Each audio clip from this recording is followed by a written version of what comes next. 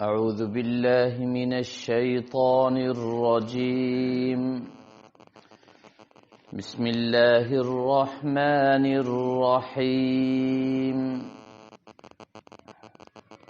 وقرن في بيوتكن ولا تبرجن تبرج الجاهلية الأولى وأقمنا الصلاة وآتينا الزكاة وأطعنا الله ورسوله إنما يريد الله ليذهب عنكم الرجس أهل البيت ويطهركم تطهيرا واذكرن ما يتلى في بيوتكن من آيات الله والحكمة إن الله كان لطيفا خبيرا صدق الله العظيم.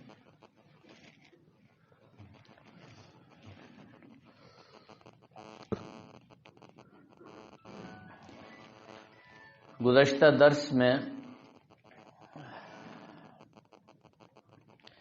4 جنتی عورتیں اور 4 جہنمی عورتیں اور اس کے ساتھ پردہ کرنے کی آسان ترکیبیں اور طریقے آپ حضرات کے سامنے میں نے عرض کیے تھے.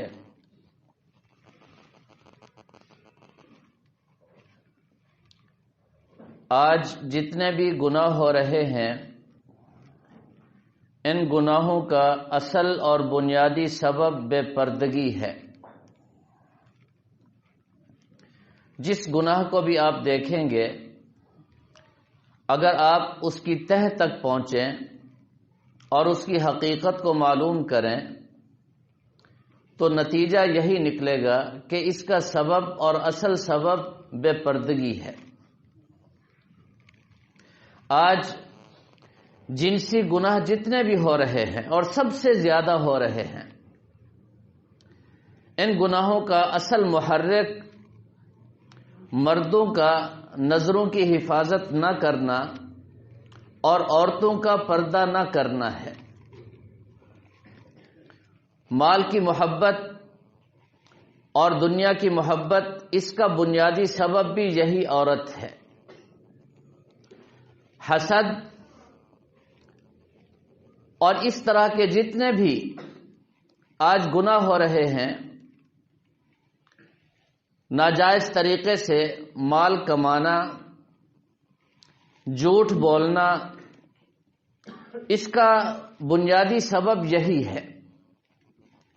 اس لیے مردوں کو چاہیے کہ وہ اپنی نظروں کی خوب حفاظت کریں جس طرح قرآن پاک میں اللہ تبارک و تعالی نے حکم دیا قل للمؤمنین یغضوا من ابصارہم. اور عورتوں کو چاہیے کہ وہ اپنے پردے کا خوب اہتمام کریں. اگر مرد اپنی ذمہ داری نبھانا شروع کر دیں اور خواتین اپنی ذمہ داری کا احساس کر لیں تو بہت سارے گناہ آج ختم ہو سکتے ہیں. چنانچہ پردے کے حوالے سے جو طریقے میں نے آپ حضرات کے سامنے گزشتہ درس میں عرض کیے ان کو ذہن نشین فرما لیں. اور آج سب سے اہم مسئلہ پردے کے حوالے سے یہ ہے کہ کتنے ملازم ایسے ہیں جو ہمارے گھروں میں آ کر کام کرتے ہیں. مرد ملازم، کوئی صفائی کرنے والے، کوئی کھانا پکانے والے، کوئی سبزی کاٹنے والے مرد گھروں میں آ کر کام کرتے ہیں. اور بعض ملازم وہ ہیں جو گھر اندر کے کام تو نہیں کرتے لیکن گھر کے باہر کے کام کرتے ہیں. ان ملازمین کو کام بتانا اور ان سے چیزیں وصول کرنا اس حد تک ان کے ساتھ معاملہ ہوتا ہے. اور اسی طرح ہمارے ہاں آج کل ڈرائیور حضرات ہیں، گاڑیوں کے ڈرائیور رکھ لیے اب وہ خواتین کو اٹھاتے ہیں، پہنچاتے ہیں، واپس لاتے ہیں. تو یہ ڈرائیور حضرات اور ملازم حضرات اچھی طرح ذہن نشین فرما لے، یہ نامحرم ہیں. جس طرح باقی نامحرموں سے پردہ کرنا فرض اور لازم ہے، اسی طرح ان ڈرائیور حضرات سے اور گھر کے ملازم چاہے وہ اندر کے ہوں یا باہر کے ہوں، ان سے بھی پردہ کرنا فرض ہے. اگر ان سے پردے کا پورا اہتمام کر لیا جائے تو بے شمار مفاسد اور خرابیوں سے بچا جا سکتا ہے.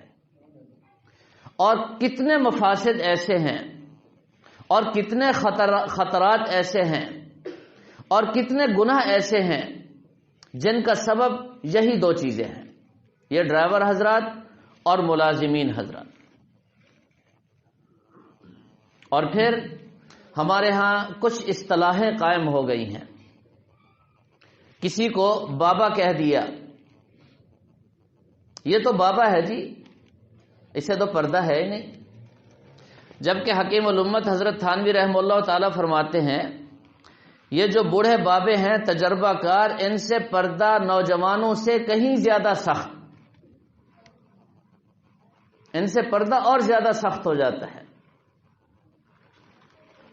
اس میں احتیاط کا پہلو اور زیادہ. اس لیے یہ جتنے بھی حضرات ہیں ان سے بھی پردے کا خوب اہتمام ہونا چاہیے. جناب رسول اللہ صلی اللہ تعالی علیہ وسلم نے ایک مرتبہ ارشاد فرمایا کہ اللہ تعالی نے مجھے جنت کی سیر بھی کرائی اور جہنم کی سیر بھی میں نے کی اور جہنم کے مناظر بھی میں نے دیکھے، اور وہاں کتنے لوگ تھے جو عذاب میں مبتلا تھے، ان کے عذاب کو بھی دیکھا اور اس کے اسباب کو بھی میں نے دیکھا. لیکن دو قسم کے لوگ ایسے ہیں جن کو میں آج تک نہیں دیکھ سکا اور وہ بعد میں آئیں گے کبھی. یہ دو طبقے ایسے ہیں، فرمایا کہ یہ جہنم میں جلیں گے، اور فرمایا کہ یہ جنت کی خوشبو بھی نہیں سونگھ سکیں گے، حالانکہ اتنی اور اتنی مسافت تک جنت کی خوشبو پھیل رہی ہوگی. اور ایک دوسری حدیث میں فرمایا 100 سال کی مسافت تک جنت کی خوشبو ہوگی، لیکن ان کو جنت کی خوشبو بھی نہیں پہنچے گی. یہ دو طبقے ایسے ہیں جن کو کل قیامت کے دن بڑا سخت قسم کا عذاب ہوگا، جس کو میں نے آج تک نہیں دیکھا، اور یہ گناہ ابھی تک ہمارے ہاں موجود بھی نہیں ہے. رحمت عالم صلی اللہ علیہ وسلم کے زمانے میں اور پھر خیر القرون کے زمانوں میں یہ دو گناہ نہیں تھے. فرمایا یہ بعد میں آئیں گے.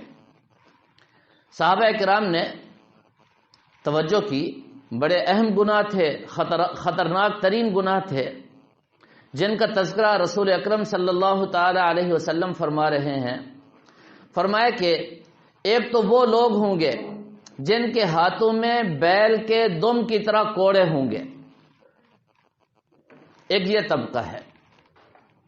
اور دوسرا فرمایا میری امت کی وہ عورتیں جو لباس پہنے ہوئے بھی ننگی ہوں گی، اور مردوں کو اپنی طرف مائل کرنے والی اور خود ان کی طرف مائل ہونے والی، اور ان کے سر کے بال بختی اونٹ کی کوہان کی طرح ہوں گے. فرمایا کہ یہ دو طبقے ہیں جن کو میں نے نہیں دیکھا، یہ بعد میں آئیں گے اور یہ جہنم میں جلیں گے اور جنت کی خوشبو بھی نہیں پا سکیں گے. ان میں پہلا طبقہ فرمایا کہ ان کے ہاتھ میں بیل کے دم کی طرح کوڑا ہوگا. محدثین اس کی شرح میں لکھتے ہیں، اس حدیث کی شرح میں فرمایا کہ یہ وہ لوگ ہوں گے جو ظلمن اور جبرن انسانوں سے مال و دولت اور ان سے چیزیں اور ان کی عزتیں تاراج کریں گے. ظلمن، کسی کا مال چھین لیا، کسی کی عزت لوٹ لی، کسی کو دبا دیا، کسی کو مار دیا، کسی کو گالی دے دی، اور اگلا آدمی کمزور ہے، وہ جواب بھی نہیں دے سکتا، کچھ کر بھی نہیں سکتا۔ اس میں محدثین کرام فرماتے ہیں سرکاری اہلکار اور غیر سرکاری اہلکار دونوں ہو سکتے ہیں۔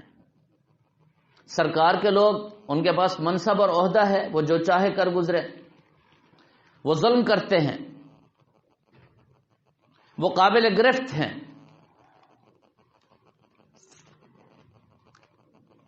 اسی طرح ہمارے ہاں آج کل آپ دیکھ لیں، دیہاتوں میں نمبردار ہوتے ہیں، چودھری ہوتے ہیں، ملک ہوتے ہیں، اور انہوں نے مختلف طریقے اختیار کر رکھے ہوتے ہیں۔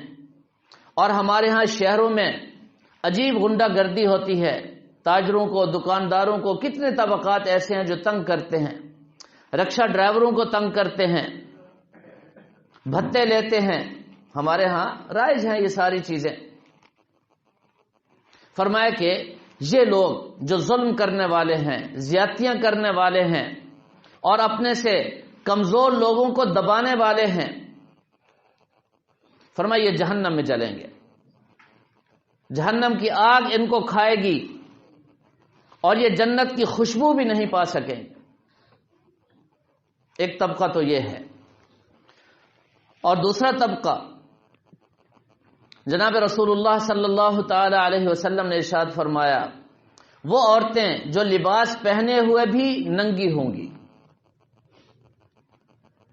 اور مردوں کو اپنی طرف مائل کرنے والی اور خود ان کی طرف مائل ہونے والی۔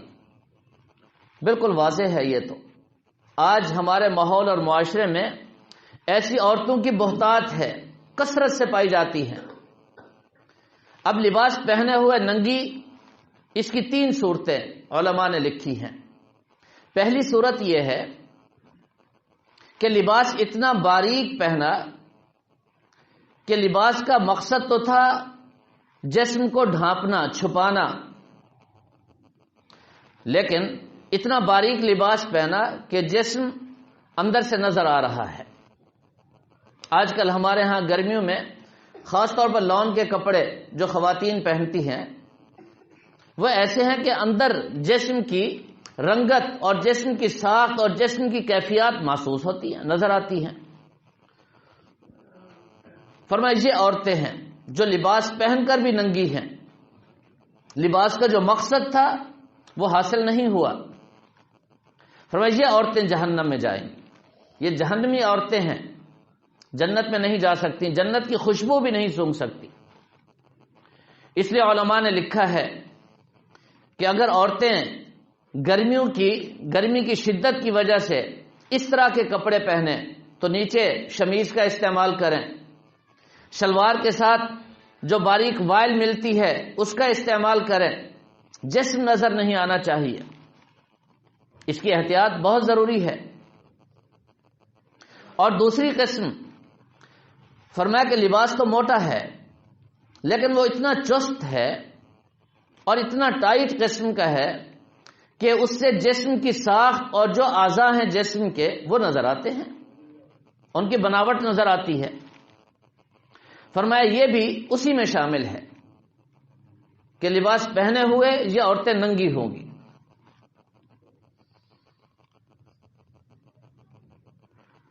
اور اس کے ساتھ ساتھ ایک تیسری قسم بھی ہے۔ ہمارے ہاں یہ موٹا لباس ہمارے ہاں پہنا جاتا ہے، خواتین پہنتی ہیں، لیکن وہ سلائی جب کرواتی ہیں تو اتنا چست ہوتا ہے کہ جسم کی ساخت معلوم ہوتی ہے، سینے کا ابھار نظر آتا ہے، اور جسم کا ایک ایک عضو اس سے نظر آتا ہے۔ یہ تو مشہور ہے، ہمارے ہاں رائج ہے۔ ایک تیسری صورت ہے جو حضرت اقدس حضرت مولانا مفتی عاشق الہی صاحب جو جنت البقیع میں مدفون ہیں، بہت بڑے بزرگوں میں سے گزرے ہیں، انہوں نے لکھا ہے، انہوں نے فرمایا کہ لباس ناقص ہوتا ہے بعض دفعہ، ناقص لباس، مثال کے طور پر سینہ کھلا ہوا ہے، گردن کھلی ہوئی ہے اور سارا بازو ننگا ہے، شلوار پہنی تو وہ فرمایا کہ وہ پنڈلی تک ٹخنے نظر آ رہے ہیں، پنڈلی کا کچھ حصہ نظر آ رہا ہے۔ فرمایا کہ یہ عورتیں ایسی ہیں جو لباس پہن کر بھی ننگی ہیں. ان کے بارے میں رسول اکرم صلی اللہ تعالی علیہ وسلم نے فرمایا یہ ایسی عورتیں ہیں جو آج ہمارے ماحول اور معاشرے میں تو نہیں ہیں، خیر القرون کے زمانے میں نہیں تھی. فرمایا یہ بعد میں آئیں گی اور یہ جہنم میں جائیں گی اور جہنم میں یہ جلیں گی. اور فرمایا کہ جنت کی خوشبو بھی ان کو نہیں مل سکے، حالانکہ جنت کی خوشبو اتنی اور اتنی مسافت تک ہوگی، جس طرح میں نے عرض کیا دوسری روایت میں آتا ہے 100 سال کی مسافت تک، لیکن ان کو نصیب نہیں ہوگی. اور ہمارے ہاں آج کل فیشن ہے، ایک ساڑھی لباس ہے خواتین کا، خواتین پہنتی ہیں، جس سے پیٹھ بھی ننگی رہتی ہے اور پیٹ بھی ننگا رہتا ہے، شوق سے پہنا جاتا ہے. اور اس طرح کے کتنے لباس ایسے ہیں جو آج ہمارے ماحول اور معاشرے میں رائج ہو چکے ہیں. ایسا نہیں ہے کہ آمدنی نہیں، کامل اور مکمل لباس سلوا نہیں سکتے، یہ سب فیشن کی وجہ سے ہوتا ہے، فیشن کی بنیاد پر دیکھا دیکھی. اور پھر رحمت عالم صلی اللہ تعالی علیہ وسلم نے ارشاد فرمایا من تشبہ بقوم فہو منہم، جو جس کی مشابہت اختیار کرے گا وہ انہی میں سے ہوگا. آج یہ ہماری عورتیں غیروں کا لباس دیکھتی ہیں، انگریزوں کا لباس دیکھتی ہیں، فاسق اور فاجر، فاحشہ اور زانیہ اور بدترین عورتوں کے لباس دیکھ دیکھ کر ویسے لباس سلواتی ہیں. یہ چاہے جتنا بڑی نمازی صالحہ پاک دامنہ ہوں، اگر ایسا لباس پہنتی ہیں اور ایسے لباس کو پسند کرتی ہیں تو اس لباس کی وجہ سے ان کا حشر بھی انہی کے ساتھ ہوگا. یہ لباس تو انسان دیکھ کر انسان کے اندر کو پرکھتا ہے. ایک لباس کو دیکھتے ہیں کہتے ہیں مولوی ہے جی، اور کسی کے لباس کو دیکھ کے آنکھیں بند کر کے کہہ دیتے ہیں جی یہ تو انگریز ہے. اب دیکھ لیں، لباس کو دیکھ کر فیصلہ ہوتا ہے. یہ لباس انسان کی سوچ کا اور فکر کا آئینہ دار ہوتا ہے، اس کے مزاج کو ظاہر کرتا ہے. یہ لباس کوئی معمولی چیز نہیں ہے. یہود و نصارہ نے ہمارا لباس بدل کے، ہم تو سمجھتے ہیں شاید کچھ بھی نہیں ہوا، بہت کچھ ہو گیا جی. ہم اعلانیہ طور پر بتا رہے ہوتے ہیں کہ ہمارا لباس کیسا اور ہم کیسے. اسی طرح یہود و نصارہ نے ہماری شکل و صورت کو بدلا. شکل و صورت کو دیکھ کر فیصلہ ہوتا ہے، اندازہ ہوتا ہے کہ اندر کا انسان کیسا ہے. ایک تو ظاہر کا انسان ہے، اندر کا انسان کیسا ہے. یہود و نصارہ نے اس حد تک محنت کی ہے. اور داڑھی، اب دیکھ لے، جاہل سے جاہل آدمی جس نے قرآن اور حدیث کا ایک لفظ بھی نہیں پڑھا، اس کی داڑھی دیکھتے ہی ہم کیا کہتے ہیں؟ یہ مولوی ہے جی. مولوی کا مطلب یہ ہے کہ یہ نبی والا ہے، صحابہ والا ہے، سنتوں والا ہے، دین والا ہے، یہ مطلب ہے اس کا. تو اس ظاہر کو دیکھ کر ہم فیصلے کر لیتے ہیں کہ یہ فلاں ہے، یہ فلاں، یہ ایسا، یہ ویسا. تو یہ لباس کوئی معمولی چیز نہیں ہے. آپ دیکھ لیں، فوج کو دیکھ لیں، ان کی اپنی ایک وردی ہے، ان کی مخصوص پہچان ہے. اور اگر کوئی فوجی افسر ہو یا ماتحت ملازم وہ اس لباس میں نہ جائے تو اس کے ساتھ کیا سلوک ہوگا؟ ہم بھی مسلمان ہیں، ہمارا ایک اسلامی لباس ہے. جب ہم اس لباس میں نہیں آئیں گے اللہ کے گھر میں یا کہیں بھی، تو ہمارے ساتھ اللہ تعالیٰ کیا سلوک کریں گے؟ فیصلہ آپ خود کر لیں. یہ تو عقل کی باتیں ہیں، سمجھنے کی باتیں ہیں. اس لیے خواتین کو مرد حضرات سمجھائیں اور ان کو بتائیں کہ یہ کوئی معمولی چیزیں نہیں ہیں، اور یہ کھیل تماشا اور مذاق بھی نہیں ہے کہ جس طرح تم چاہو لباس پہن لو، جس طرح چاہو تم باہر نکل آؤ. اللہ اکبر. حضرت علی رضی اللہ تعالی عنہ اور حضرت فاطمہ الزہرا رضی اللہ تعالی عنہ، یہ دونوں ایک مرتبہ رحمت عالم صلی اللہ تعالی علیہ وسلم کی خدمت اقدس میں حاضر ہوئے. حدیث میں آتا ہے، یہ حدیث علامہ ابن حجر نے الزواجر میں نقل کی ہے. الزواجر جس میں بڑے بڑے گناہوں کا ذکر ہے، گناہ کبیرہ جس میں جمع کیے گئے، الزواجر میں یہ حدیث موجود ہے۔ جب یہ پہنچے تو رحمت عالم صلی اللہ تعالی علیہ وسلم رو رہے تھے، زار و قطار آنسو بہ رہے تھے۔ دونوں حضرات پریشان ہو گئے۔ فاطمہ تو زہرا تو لخت جگر تھی، بیٹی تھی اور سب سے زیادہ پیاری بیٹی، اور حضرت علی رضی اللہ تعالیٰ عنہ داماد تھے اور داماد بیٹا ہوتا ہے۔ دونوں پریشان ہو گئے کہ کیا مسئلہ ہے۔ رحمت عالم صلی اللہ تعالی علیہ وسلم کو اپنی امت سے اتنا پیار تھا، اتنی محبت تھی اور اتنی شفقت تھی۔ یاد رکھیں، حدیث میں آتا ہے، علماء نے لکھا ہے، کسی انسان کو اپنے آپ سے بھی اتنا پیار اور محبت نہیں ہوگی جتنا رحمت عالم صلی اللہ علیہ وسلم کو اپنے ایک ایک امتی سے تھی۔ ماں باپ کو، سگے ماں باپ کو اپنی اولاد سے اتنا پیار اور محبت نہیں ہو سکتا جتنا رحمت عالم صلی اللہ علیہ وسلم کو اپنی ایک ایک امتی سے محبت اور پیار تھا۔ رو رہے ہیں، آنسو بہ رہے ہیں۔ حضرت علی رضی اللہ تعالیٰ عنہ نے پوچھا، یا رسول اللہ خیر تو ہے؟ فرمایا کہ جب اللہ تعالیٰ نے مجھے جہنم کی سیر کرائی تو میں نے اپنی امت کی 6 عورتیں ایسی دیکھی جو مختلف عذاب میں مبتلا تھیں۔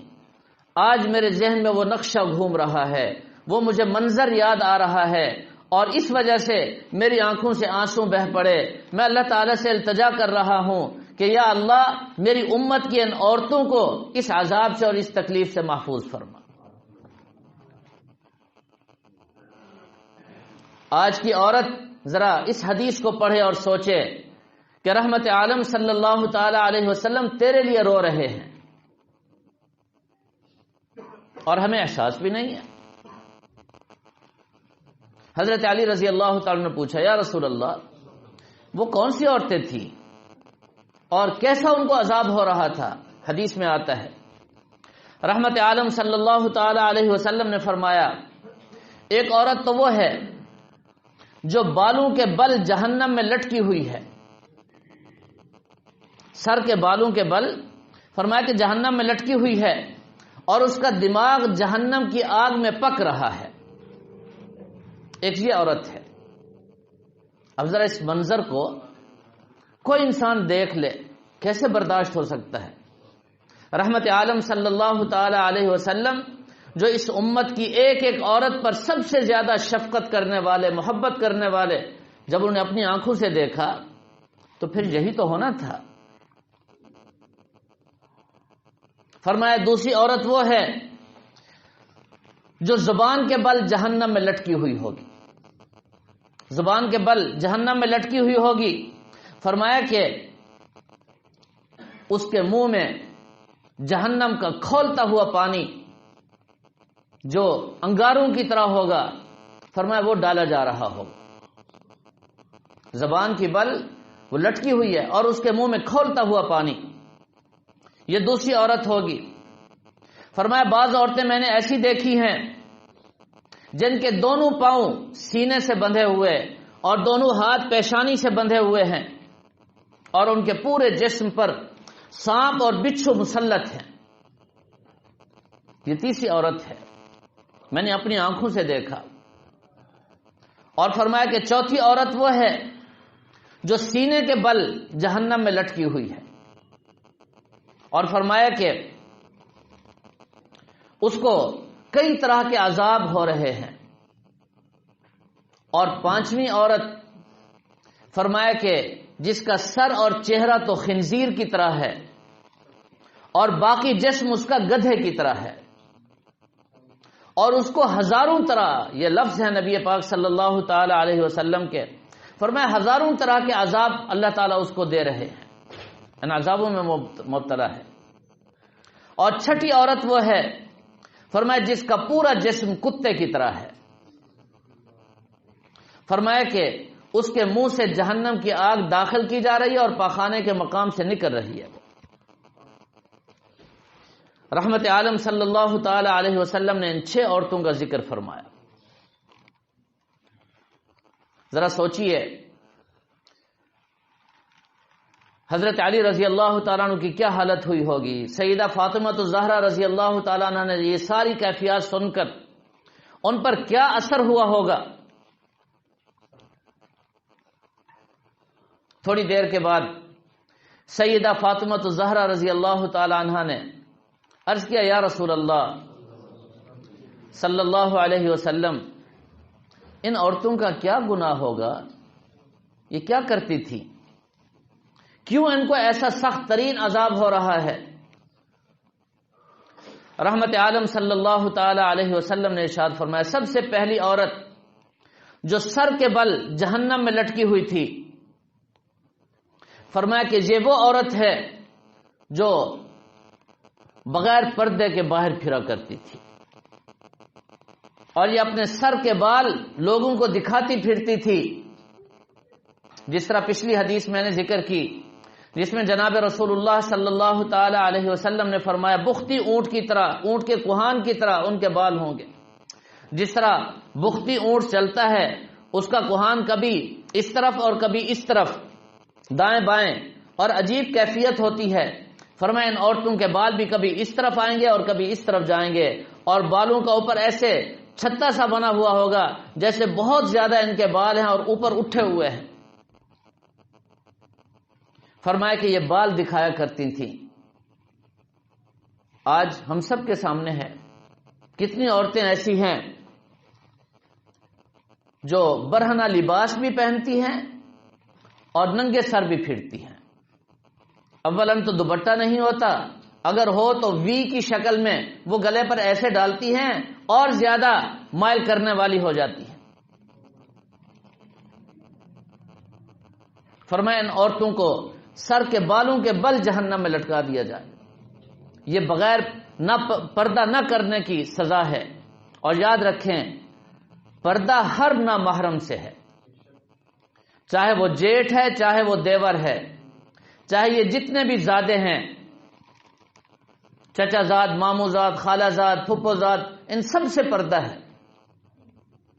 اور ابھی تفصیل میں نے آپ کو بتائی، یہ ڈرائیور ہیں، گھر کے ملازم ہیں، اندر کے یا باہر کے، ان تمام مردوں سے پردہ عورت پر فرض اور واجب ہے۔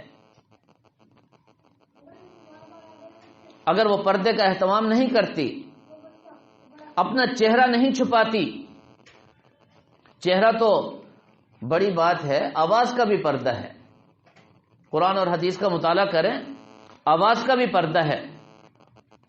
میں نے پچھلے درس میں بھی آپ کو بتایا کہ عورت جو ہے تصفیق کرتی ہے نمازوں میں، آواز نہیں دے سکتی، مرد سبحان اللہ کہیں گے، عورت یہ کرے گی، اس کی آواز کا پردہ ہے۔ اور قرآن پاک میں اللہ تعالی نے کئی مقامات پر اس کو ذکر فرمایا ہے، وَلَا تَخْضَعْنَ بِالْقَوْلِ فَيَطْمَعَ الَّذِي فِي قَلْبِهِ، آواز کو بنا بنا کر کے کسی سے باتیں مت کیا کرو، فَيَطْمَعَ الَّذِي فِي قَلْبِهِ مرض، جن کے دلوں میں بیماری ہے وہ طمع کرنے لگ جائیں گے۔ اور اگر بامر مجبوری کبھی ضرورت بھی ہو بات کرنے کی، تو فرمایا کہ یہ جو فطری بناوٹ ہے اور یہ فطری آواز کا جو انداز ہے، فرمایا اس کو تھوڑا سا بدل دو، سخت لہجے میں بات کرو، حکم ہے اس کا باقاعدہ۔ تو آواز کا بھی پردہ ہے، چہرے کا بھی پردہ ہے۔ اور حیرت ہوتی ہے ہمیں، کہتے ہیں چہرے کا پردہ نہیں ہے، تو میرے دوستو پھر پردہ ہے کس چیز کا؟ پھر پردہ کس چیز کا بتایا تو جائے نا۔ سینے کا پردہ ہے، پیٹ کا پردہ ہے، رانوں کا پردہ ہے، کس چیز کا پردہ ہے پھر؟ یہ تو ویسے ہی شرم و حیا والی عورتیں اپنا سارا جسم ڈھانپ کے رکھتی ہیں، اور اپنے مردوں میں بھی، اپنے گھر میں بھی یہ سارا جسم ان کا ڈھپا ہوا ہوتا ہے، تو پھر پردہ کر کے جانا وہ کس چیز کا پردہ ہے؟ عقل ماری گئی ہے ان لوگوں کی جو کہتے ہیں چہرے کا پردہ نہیں ہے۔ چہرے کا پردہ نہیں ہے تو پھر کوئی پردہ ہے ہی نہیں۔ مجمع المحاسن، سب سے پہلی چیز جس کو دیکھا جاتا ہے وہ چہرہ ہے۔ مرد حضرات، آپ حضرات اب بیٹھے ہوئے ہیں، آپ بغیر پردے کے بیٹھے ہیں، تو بغیر پردے کا کیا مطلب ہے؟ آپ سمجھ لیں چہرے پہ کچھ نہیں ہے، بس یہی پردہ نہ ہونا ہے. اور اگر چہرے پہ کوئی کپڑا ڈال لے تو کیا کہتے ہیں؟ پردہ کر کے بیٹھا ہے جی، چاہے وہ مرد کیوں نہ ہو. یہ ایسا عام فہم اور عام مسئلہ ہے، اس پر کسی دلیل کی بھی ضرورت نہیں، جبکہ میں پہلے آپ کو سمجھا چکا ہوں تمام مفسرین کیا کہتے ہیں؟ یغطین وجوہہن، چہرے ہی کا پردہ ہے. تو بہرحال یہ پہلی عورت ہے جو سر کے بل جہنم میں لٹکی ہوئی ہوگی، اور اس پر بڑا سخت قسم کا عذاب، اس کا دماغ جو ہے فرمایا وہ جہنم کی آگ میں پک رہا ہوگا، کھول رہا ہوگا. یہ پردہ نہ کرنے کی سزا ہے. اور دوسری عورت فرمایا جس کو زبان کے بل جہنم میں لٹکایا جائے گا اور اس کے منہ میں کھولتا ہوا گرم پانی ڈالا جائے گا، فرمایا یہ وہ عورت ہے جو اپنی زبان سے اپنے شوہروں کو ستایا کرتی تھی، زبان درازی کیا کرتی تھی، لان تان ان کی عادت ہوا کرتی تھی، ہر چیز پہ تان، ہر بات میں لان اور ملامت، لعنت اور ملامت یہ عورت کا مزاج ہوتا ہے. فرمایا یہ لعنت اور ملامت کرنے والی عورتیں زبان کے بل جہنم میں لٹکائی جائیں گی. اور حدیث میں آیا ہے فرمایا جو بد اخلاقی کرنے والی عورتیں ہیں گھر میں، ہر وقت بد اخلاقی، بد زبانی، کبھی شوہر کو، کبھی شوہر کے ماں باپ کو، کبھی شوہر کی ماں کو، کبھی شوہر کی بہنوں کو، سارا دن ان کا کام یہی ہے. لیکن محدثین نے یہاں جملہ اور بھی لکھا ہے، فرمایا یہ عورتوں کے ساتھ خاص نہیں ہے. اگر مرد ایسا کریں گے، اپنی بیویوں کو زبان سے ستائیں گے، لان تان کریں گے، اور اپنی بیوی کے ماں باپ بہن بھائیوں کو برا بھلا کہیں گے، گالیاں دے، فرمایا ان کے لیے بھی یہی سزا ہوگی.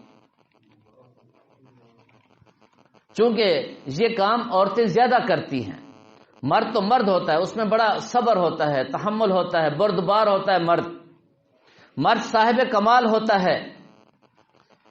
لیکن ہمارے ہاں کوئی مرد ہے نہیں جو اوصاف میں نے بیان کیے ہیں. ان اوصاف کا حامل مرد شاید تلاش کرنا پڑے، ملتا نہیں ہے چیز. تو صحیح معنوں میں مرد وہی ہوتا ہے جس کے اندر تحمل ہو، برداشت ہو، صبر ہو، حوصلہ ہو، اور وہ لان تان کرنے والا نہ ہو، ذکر فکر کرنے والا ہو. اور بیوی اگر جذباتی ہو جائے اور زبان دراز ہو جائے تو اس پر صبر کر کے اس کو پیار اور محبت سے سمجھانے والا ہو. یہ مرد ہے. میرے پچھلے بیان اگر آپ لوگوں کے ذہن میں ہیں تو یہ ساری باتیں گزر چکی ہیں. تو خواتین کو سمجھایا جائے کہ جو تم زبان درازی کرتی ہو، اللہ کے حبیب صلی اللہ علیہ وسلم نے بڑی سخت وعید اور سخت سزا جہنم میں دیکھ کر کے بتائی ہے، ایسے نہیں دیکھ کر کے آئے ہیں. اس طرح کی عورتوں کو وہاں سزا ہو رہی تھی اور وہ جہنم کی آگ میں زبان کے بل لٹکی ہوئی تھی. ان کو بار بار یہ حدیثیں سنائی جائیں، سمجھایا جائے، ٹھیک ہو جائیں گی. فرمایا تیسری عورت وہ ہے جس کے دونوں پاؤں سینے سے اور دونوں ہاتھ پیشانی سے باندھے گئے ہوں گے اور جس کو سانپ اور بچھو ڈس رہے ہوں گے. سانپ اور بچھو کثیر تعداد میں اس پر مسلط ہوں گے. فرمایا یہ وہ عورت ہے جو ناپاک رہتی ہے، غسل کا خیال نہیں رکھتی، حالت جنابت میں کافی وقت گزر جاتا ہے، نمازوں کا وقت گزر جاتا ہے، وہ غسل نہیں کرتی. یا ماہواری کے ایام سے فارغ ہوئی فوراً غسل کرنا چاہیے تھا، غسل نہیں کیا، نماز کا وقت گزر گیا، اگلی نماز کا وقت آ گیا. فرمایا کہ غسل کرنے میں کوتاہی اور سستی کرنے والی جو عورتیں ہیں، فرمایا ان کے پاؤں سینے سے اور ان کے ہاتھ پیشانی سے باندھ دیے جائیں گے اور سانپ اور بچھو ان کے جسم پر مسلط کر دیے جائیں. یہ بڑا اہم مسئلہ ہے، خواتین کو سمجھایا جائے. اگر وہ ہر مہینے اپنی ماہواری کے ایام سے جب پاک ہوئیں، اگر اتنا وقت ہے کہ وہ غسل کر کے صرف تکبیر تحریمہ کہہ سکتی ہیں، کسی بھی نماز کا اتنا وقت باقی ہے، تو فرمایا اس وقت کی نماز ان پر فرض ہو گئی ہے اور انہیں چاہیے فوراً غسل کریں اور غسل کر کے نماز ادا کریں. اگر اس میں وہ سستی کرتی ہیں، کوتاہی کرتی ہیں، تو فرمایا کل قیامت کے دن ان کے جسم پر سانپ اور بچھو مسلط کر دیے جائیں گے، اور وہ سانپ اور بچھو جہنم میں۔ اور ہمارے ہاں آج کل مرد بھی سستی کرتے ہیں، رات کو حالت جنابت اور صبح نماز جا رہی ہے، کوئی پتہ نہیں، پرواہ بھی نہیں، احساس بھی نہیں ہے۔ نماز تک تو گنجائش ہے، نماز کا وقت گزر جائے، غسل نہ کیا ہو تو یہ سخت قسم کا اور بدترین قسم کا فعل اور گناہ ہے۔ یہ معمولی نہیں، بہت بڑا گناہ ہے۔ اصل تو یہ ہے کہ فوراً غسل کیا جائے، پاک ہو کر انسان سوئے۔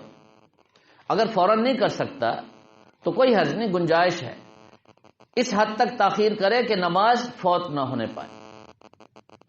اور اگر مرد حضرات اس میں سستی کرتے ہیں، غفلت کرتے ہیں، تو ان کے لیے بھی یہی سزا ہے، یہی عذاب ہے۔ ایسا نہیں ہے کہ یہ عورتوں کے ساتھ خاص ہے، چونکہ عام طور پر کثرت سے عورتیں اس میں کوتاہی کرتی ہیں اور غفلت کرتی ہیں، اور مرد یہ تو بڑے سمجھدار، طاقتور، توانا ہوتے ہیں۔ کیا خیال ہے جی؟ لیکن ہمارے ہاں تو یوں لگتا ہے کہ ہماری عورتیں آج کل طاقتور اور توانا ہیں، مرد بیچارے وہ پیچھے ہیں۔ تو یہ فیصلے آپ خود کر لیں جی، کون آگے ہے کون پیچھے ہے جی۔ عورتوں نے مردوں کو پیچھے چھوڑ دیا ہے، مردوں کو مرد بن کر رہنا چاہیے۔ اپنی مردانگی کا مطلب صرف ایک لیا جاتا ہے، وہ نہیں ہے جی۔ اپنے آپ کو اپنے اوصاف کے ساتھ اپنے منصب پر دوبارہ بحال کروائیں، جو بھی ہو اس پر محنت کریں جی۔ یہ بڑا سخت معاملہ ہے غسل کے حوالے سے، اور خواتین کے لیے میری درخواست ہے آپ حضرات ان کو جا کر کے سمجھائیں۔ بہشتی زیور میں حیض اور حیض سے پاک ہونے کے بعد کے جو مسائل ہیں ان کو اچھی طرح سمجھیں، سمجھ میں نہ آئے آپ ان کو سمجھائیں، پھر بھی سمجھ میں نہ آئے علماء سے پوچھیں، ان کو بتائیں۔ اور اس سے زیادہ سہل انداز میں ابھی میں ذکر کر رہا تھا حضرت مفتی عاشق الہی صاحب کا نور اللہ مرقدہ، انہوں نے تحفہ خواتین ایک کتاب تصنیف کی ہے، تحفہ خواتین۔ وہ واقعی خواتین کے لیے عظیم تحفہ ہے، لاجواب تحفہ ہے۔ تحفہ خواتین میں حیض کے مسائل، استحاضہ کے مسائل، اور اسی طرح اس سے پاک ہونے کے بعد کے جو مسائل اور احکام ہیں تفصیل کے ساتھ انہوں نے لکھ دیا ہے۔ خواتین کو چاہیے وہ پڑھیں، اور آپ حضرات ان کو پڑھوائیں، پابند کریں ان کو۔ تو خواتین پاک رہنے کا اہتمام کریں۔ ہمارے ہاں تو آج کل ایسی کوئی غلاظت آ گئی ہے، حالانکہ صفائی اور نظافت یہ نصف ایمان کا بہت بڑا حصہ قرار دیا گیا، طہور شطر الایمان، اور اس سے ظاہری نظافت بھی ہے اور اندرونی نظافت بھی ہے۔ اپنے اندر کو بھی شرک سے، کفر سے، نفاق سے، بدعات سے، رسم و رواج سے، بری چیزوں سے پاک رکھیں، حسد سے، تکبر سے، دنیا کی محبت سے، مال کی محبت سے، ریاکاری کے جذبات سے۔ یہ دل جو ہے اندر، اس کو ان تمام گندگیوں سے پاک رکھنا یہ ایمان کا اہم ترین شعبہ ہے، اور اسی طرح ظاہر کو بھی پاک اور صاف رکھنا یہ ضروری ہے۔ تو خواتین کو اس کا پابند کیا جائے، اور مرد حضرات بھی ان کا اہتمام کریں۔ چوتھی عورت فرمایا جس کو سینے کے بل جہنم میں لٹکایا جائے گا، سینے کے بل جس عورت کو جہنم میں لٹکایا جائے گا، فرمایا یہ وہ عورت ہے جو نامحرم مردوں سے تعلقات رکھتی ہے، ان سے بات چیت کرتی ہے، گپ شپ کرتی ہے۔ یہ بڑا سخت معاملہ ہے آج کل۔ فرمایا ایسی عورتیں جو غیر محرم مردوں سے باتیں کرتی ہیں، ان سے تعلقات رکھتی ہیں۔ ہمارے ہاں آج کل تو کسی کو یہ بات کی جائے تو وہ کھل کے کہتے ہیں جی یہ تو آج کل یہ تو معمول کی چیز ہے جی، یہ چھیڑ چھاڑ اور یہ گپ شپ اور تھوڑا سا کہتے ہیں یہ تو کچھ بھی نہیں ہے، نعوذ باللہ، لا حول ولا قوت الا باللہ۔ یعنی کھلم کھلا اتنی بے حیائی آ گئی۔ یہ وہ چیزیں ہیں جن کو مسلمان سوچ بھی نہیں سکتا۔ ہمارے ہاں آج کل کہتے ہیں، میں نے ایک جگہ کوئی بات کی تو مجھے کہتے ہیں یہ کوئی بات ہے جی، ایک رشتے کا مسئلہ چل رہا تھا تو انہوں نے کہا جی ہم اس شرط پہ بچی دیں گے، اب یہ تحقیق کرا دیں کہ اس لڑکے کا کسی لڑکی سے تعلق نہ ہو۔ تو میں نے ان سے پوچھا تو مجھے وہ کہتے ہیں جی یہ کوئی بات ہے، آج کل تو ہر لڑکے کا لڑکیوں کے ساتھ تعلق ہے. یہ نہیں جملہ تو سنا ہے نا جی، جو سننے کے قابل بھی نہیں ہے، سنا بھی نہیں جا سکتا. کہتے ہیں یہ کوئی بات ہے؟ یعنی ہمارا معاشرہ آج، ہماری معاشرت اور ہمارے حالات کہاں تک پہنچ گئے ہیں، ذرا اندازہ کیجئے. اب اللہ کا عذاب نہ آئے تو کیا آئے جی؟ اس گناہ کو گناہ بھی نہیں سمجھا جا رہا.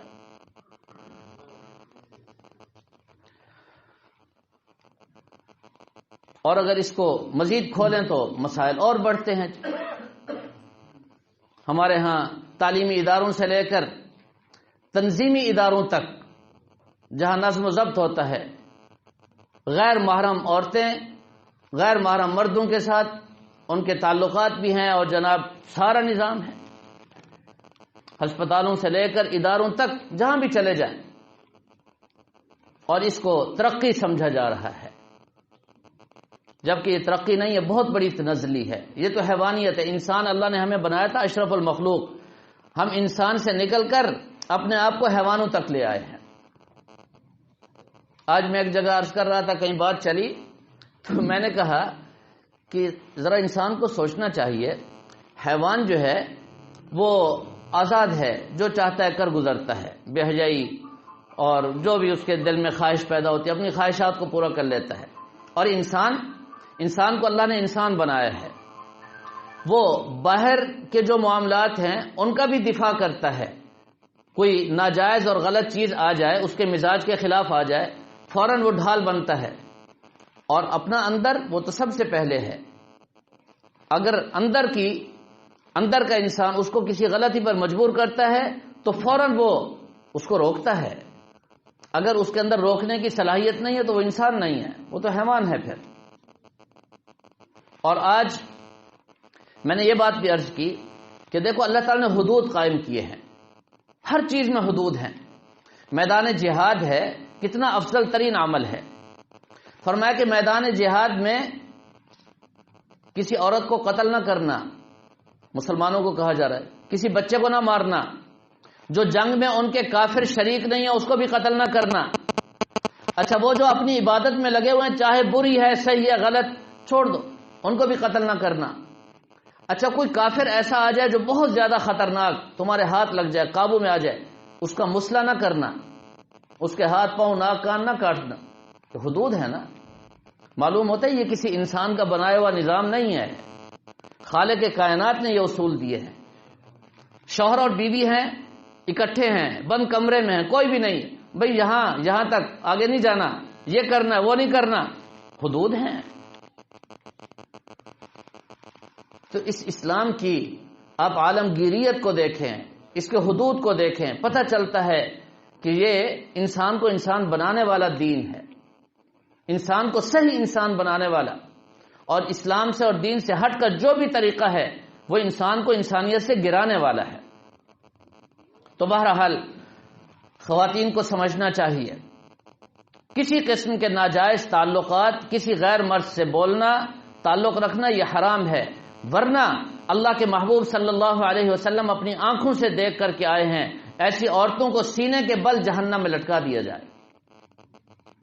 اور پانچویں عورت، جناب رسول اللہ صلی اللہ علیہ وسلم نے ارشاد فرمایا، جس کا چہرہ اور سر خنزیر کی طرح ہوگا اور سارا بدن گدھے کی طرح ہوگا، اور اس کو ہزاروں طرح کے عذاب دیے جا رہے ہوں گے، کئی طرح کے. حدیث میں نبی پاک صلی اللہ علیہ وسلم کا ارشاد ہے، فرمایا کہ یہ وہ عورتیں ہیں جو چغلی کھانے والی اور جھوٹ بولنے والی ہوں گی.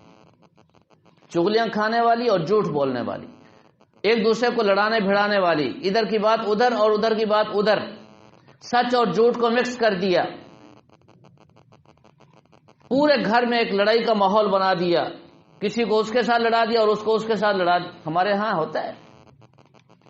فرمایا چغلی کھانے والی عورتیں، اس طرح کی حرکتیں اور جھوٹ بولنے والی عورتیں، فرمایا ان کا چہرہ اور سر خنزیر کی طرح ہو. مسلمان ہو جھوٹ بولے، یہ کیسے ہو سکتا ہے؟ مسلمان ہو پھر چغلیاں کھائے، کیسے ہو سکتا ہے؟ یہ خواتین بھی تو ہماری مسلمان مائیں بہنیں بیٹیاں ہیں، ان کو بھی تو جنت چاہیے، ان کو بھی تو دین چاہیے، کون بتائے گا، کون سمجھائے گا ان کو؟ لہذا ان کو بار بار تنبیہ کی جائے، بتایا جائے کہ جھوٹ مت بولیں اور چغلی مت کھائیں۔ حکیم الامت حضرت تھانوی رحمہ اللہ تعالی فرماتے ہیں گھروں میں جتنی بھی لڑائیاں ہیں اب تحقیق کریں، اس کا سبب یہی دو چیزیں، یا چغلی یا جھوٹ، یا چغلی یا جھوٹ۔ ایک بات ایک آدمی نے کی نہیں ہے، دوسرے کو جا کر کہتے جی فلاں نے یوں کہہ دیا، وہ بھی اللہ کا بندہ ایسا ہے، کوئی تحقیق نہیں، وہ سچ سمجھ لیتا ہے، بس اس نے یوں کہہ دیا، اب اس نے کارروائی شروع کر دی، پورے گھر کا ماحول تباہ ہو گیا۔ تو تین چیزیں گھر میں نہیں ہونی چاہیے، چغلی، جھوٹ اور غیبت۔ پہلے دن، نکاح کے پہلے دن، پہلی رات بیوی کو کہہ دیا جائے نہ غیبت سنوں گا نہ کروں گا، نہ غیبت سنوں گا نہ کروں گا، اور اپنے ماں باپ اور بہن بھائیوں کا ماحول بھی ایسے بنا دیا جائے، صرف ایک غیبت کو آپ ختم کر دیں، یہ گھر جنت کا منظر پیش کرے گا، جنت کا ماحول پیش کرے گا۔ بچنا چاہیے ان چیزوں سے۔ اور فرمایا کہ چھٹی عورت جس کا سارا جسم کتے کی طرح ہوگا، فرمایا کہ اس کے منہ سے جہنم کی آگ داخل ہو رہی ہوگی اور پخانے کے مقام سے نکل رہی ہوگی۔ فرمایا یہ وہ عورت ہے جو حسد کرنے والی اور احسان جتانے والی ہے۔ حسد اور احسان جتانا، حسد اس کی تعریف تو بارہا میں عرض کر چکا ہوں۔ کسی کو اللہ نے کوئی نعمت دی، دل میں یہ جذبہ پیدا ہو گیا کہ اس سے چھن جائے، اس کے پاس نہ رہے، مجھے ملے یا نہ ملے اس کے پاس نہ رہے۔ اس کا علاج علماء نے بڑا آسان لکھا ہے۔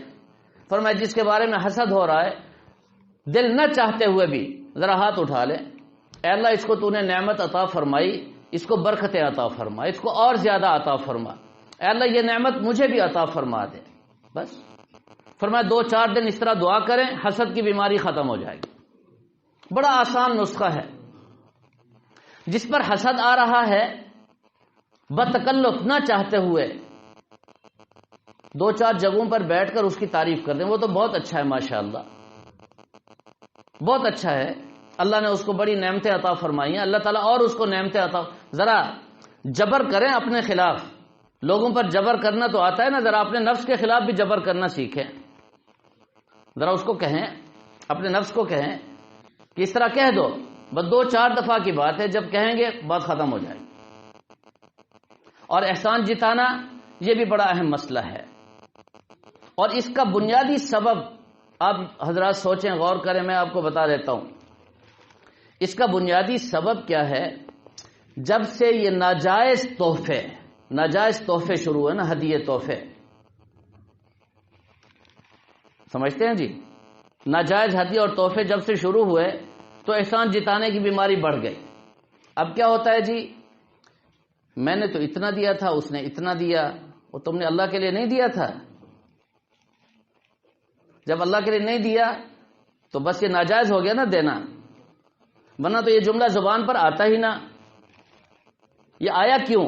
اس لیے تو آیا نا، اللہ کی رضا کے لیے نہیں، دنیا داری کے لیے، رسم و رواج کو پالنے کے لیے، بدعات اور خرافات میں اپنا حصہ ڈالنے کے لیے یہ عمل کیا، اور اب کیا کہتے ہیں جی، رو رہے ہیں جی، ہم نے دیا، اس نے دیا ہی کچھ نہیں۔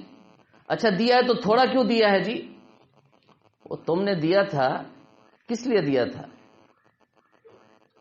بس یہ سب سے بڑی جڑ ہے بیماری کی۔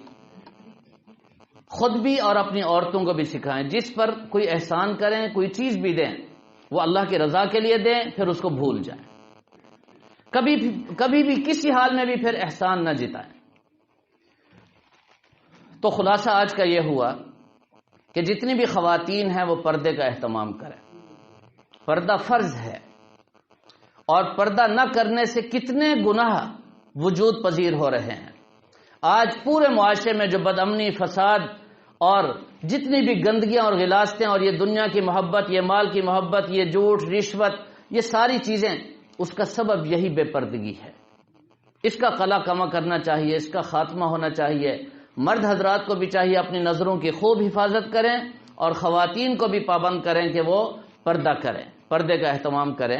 اللہ تعالی ہم سب کو سمجھنے اور عمل کرنے کی توفیق عطا فرمائے۔